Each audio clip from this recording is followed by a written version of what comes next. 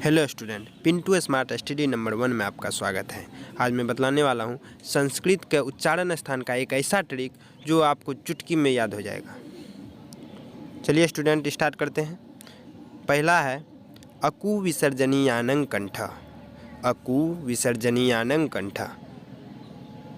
अकु विसर्जनीयानं कंठ में अ का मतलब होता है अ और आ। कु का मतलब होता है क वर्ग और ह और विसर्ग दिया हुआ है। इतना सारा वर्ण कंठ की सहायता से बोला जाता है। अ, आ, क, ख, ग, घ, अंग, ह और विसर्ग कंठ की सहायता से बोला जाता है, इसीलिए इसे कंठय वर्ण कहते हैं। दूसरा है ट्रिक इचु यसानंग तालु। इचु यसानंग तालु। इचु यसानंग तालु में हर्षई का मतलब होता है हर्षई और दीर्घई। चू का अर्थ मतलब होता है च वर्ग और य और तालब स दिया हुआ है। हर्षई दीर्घई च छ ज झ या य और तालब स तालु की सहायता से बोला जाता है, इसीलिए इसे तालब वर्ण भी कहते हैं।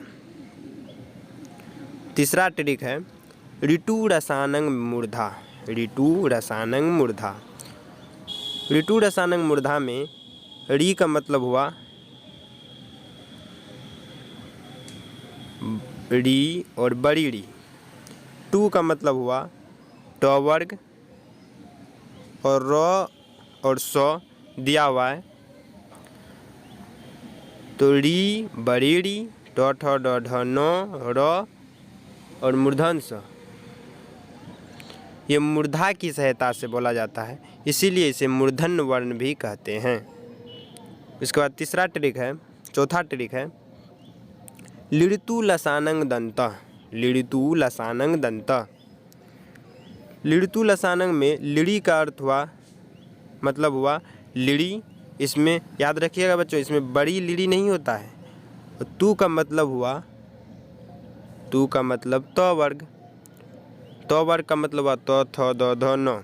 लिड़ी और त थ द ध न दंत की सहायता से यानी दांत की सहायता से बोला जाता है, इसीलिए इसे दंतय वर्ण भी कहते हैं।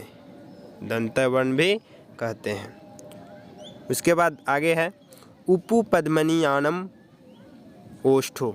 उपु पद्मनियानम ओष्ठो। उपु पद्मनियानम में उ का अर्थ हुआ हर्षौ और दीर्घ उ। पु का मतलब हुआ प वर्ग। पु का मतलब हुआ प वर्ग।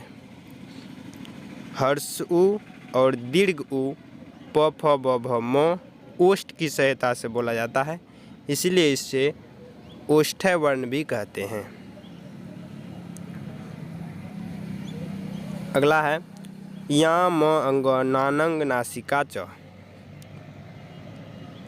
या अंग म न मूर्धन्य दंत न, ये नाक की सहायता से भी बोला जाता है, इसीलिए इसे अनुनासिक वर्ण भी कहते हैं।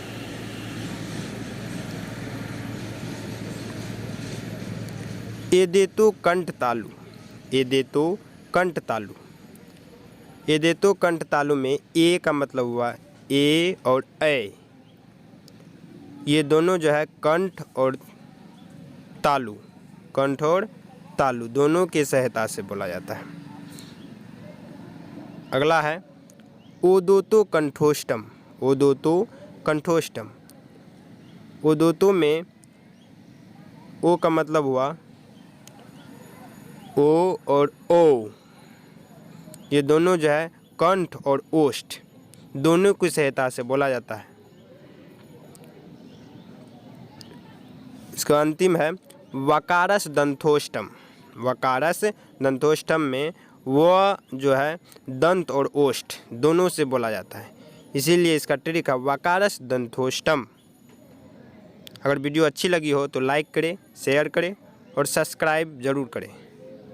Thank you for watching.